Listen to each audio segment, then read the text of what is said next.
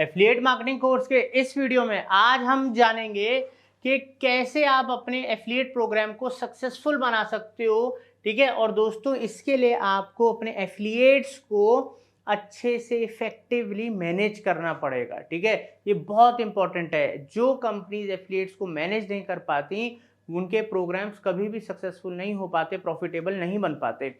तो इसके बारे में कैसे कैसे एफिलिएट्स आपके पास आते हैं, किन किन कैटेगरीज में आप उनको डिवाइड कर सकते हो, किन बातों का ध्यान रख सकते हो जब आप एफिलिएट को अप्रूव्ड कर रहे हो, प्रोग्राम के अंदर उनको ले रहे हो, तो ये जानकारी आपको मैं देने वाला हूं जो कि बहुत ही इंपॉर्टेंट है किसी भी मर्चेंट या कंपनी या ब्रांड के लिए। ठीक है, अब दोस्तों सबसे पहले, क्योंकि देखो किसी भी एफिलिएट को एक आपकी ना एफिलिएट प्रोग्राम का आपकी कंपनी का एक गोल होता है।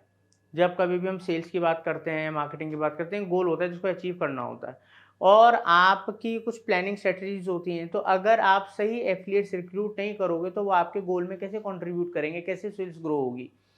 तो सबसे पहली जो कैटेगरी है वो हमने यहाँ पर रखी है बिगनर्स की कैटेगरी।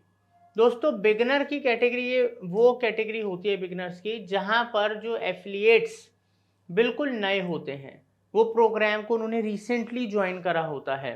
ठीक है, तो इसलिए उनको क्या चाहिए, एक्स्ट्रा अटेंशन चाहिए, उनको क्या चाहिए, हेल्प चाहिए, उनको क्या चाहिए, गाइडेंस चाहिए। ठीक है, विद द वेज वो तरीके उनको बताओ, उनको गाइड करो, हेल्प करो जिस वजह से वो आपके प्रोग्राम को प्रमोट कर सकें और अच्छी खासी कमीशन सेल्स करने के बाद आपसे ले सके।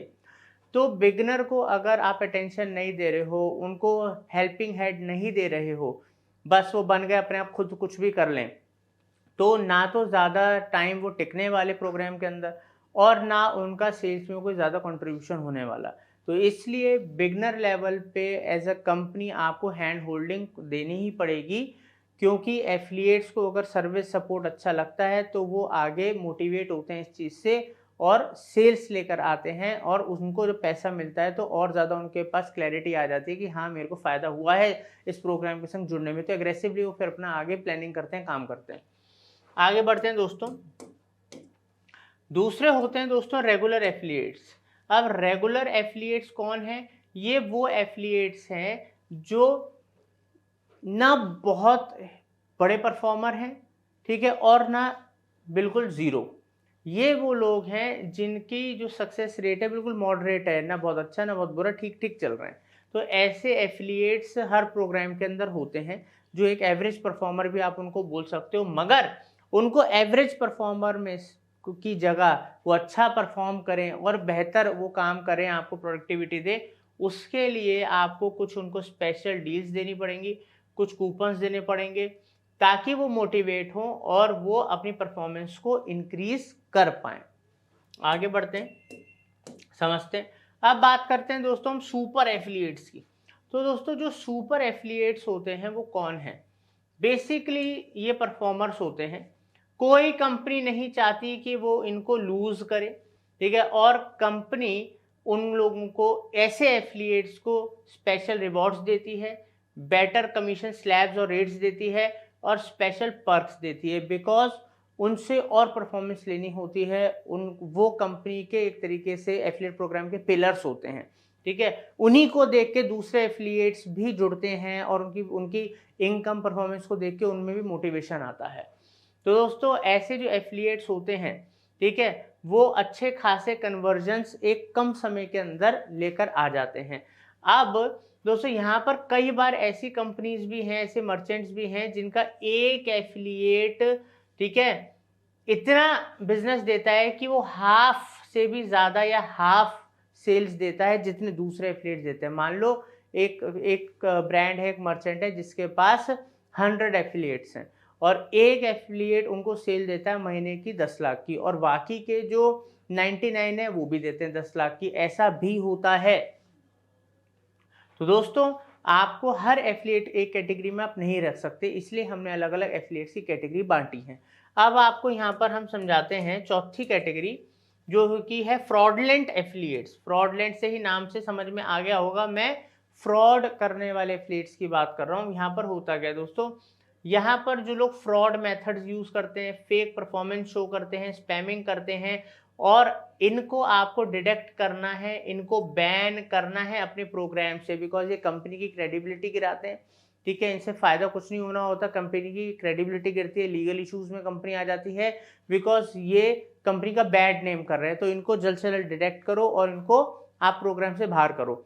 अब यहाँ पर हम बात करते हैं दोस्तों, अब कैसे हम समझेंगे। ठीक है, अब जैसे अभी तक तो हमने कैटेगरीज के बारे में समझ लिया, कितने 4 तरीके की हमने कैटेगरी समझ ली, बिगिनर, रेगुलर, सुपर एफिलिएट्स और फ्रॉडलेंट। अब यहाँ पर सबसे इंपॉर्टेंट चीज क्या है कि आप बहुत सारी छटनी का मतलब फिल्टरेशन, ठीक है, पहले ही कर लो, ताकि आपको ज़्यादा फ्रॉड या उस तरीके के जो लोग परफॉर्मेंस ला ही नहीं सकते वो लोग आप रिक्रूट ही मत करो, मतलब उनको आप एफिलिएट बनाओ ही मत। अब वो कैसे होगा मैं समझाता हूँ आपको। तो अब यहाँ पर चलते हैं और यहाँ पर समझते हैं दोस्तों।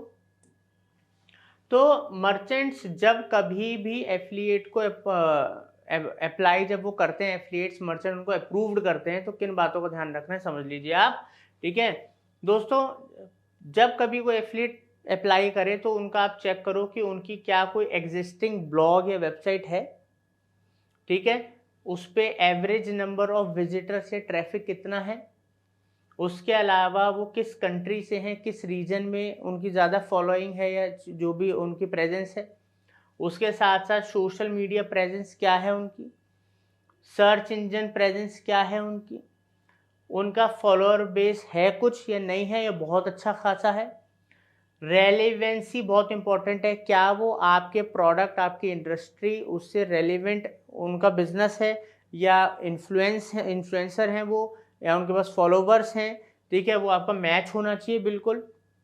उसके अलावा एफिलिएट स्ट्रेटजी, बड़े बड़े जो ब्रांड्स होते हैं, क्योंकि मैं खुद एक इन्फ्लुएंसर हूँ, कई बड़े ब्रांड्स का मैं खुद एफिलिएट भी हूँ, बिकॉज मैं इतने साल से एज इन्फ्लुएंसर हूँ, और मेरा as a merchant, as a company, हमने भी अपना रिसेंटली अपना खुद का एफिलिएट प्रोग्राम लॉन्च करा है, जिसमें कई सौ एफिलिएट्स ऑलरेडी बन चुके हैं और लोग डेली का अच्छा खासा पैसा कमा रहे हैं बहुत इजीली हमारे प्रोग्राम से। तो दोस्तों, money.marketingfundas.com के नाम से हमारी साइट है, जिसपे हमारा खुद का एफिलिएट प्रोग्राम है। मगर क्योंकि मैं एफिलिएट हूँ बड़े बड़े ब्रांड्स का, तो जब मैंने वहां पर अप्लाई करा था उनकी वेबसाइट्स में से जाके, तो ये सब चीज़ें मेरे से भी पूछी गई थी कि भाई आपकी स्ट्रेटजी क्या है, कैसे। अब कोई बोलेगा मैं तो गूगल ऐड, फेसबुक ऐड चला के ही सिर्फ सेल लेकर आऊँगा, तो दोस्तों बड़े ब्रांड्स आपको अलाउ ही नहीं करेंगे, एफिलिएट बनाएंगे ही नहीं, क्योंकि अगर गूगल ऐड, फेसबुक ऐड चला के ही करना होता वो खुद भी कर लेते। ऐसा तो है नहीं, उनके पास टीम नहीं है, ऐड से नहीं चला सकते, और वहाँ पर ब्रांड पॉलिसी से रिलेटेड भी इश्यूज आते हैं। ठीक है, इसलिए बहुत ही कम कंपनीज होती हैं जो गूगल, फेसबुक एड्स को अलाउ करती हैं एफिलिएट मार्केटिंग के अंदर, बट ऐसा नहीं है, बहुत सारी करती भी हैं, उनको इससे कोई मतलब नहीं होता।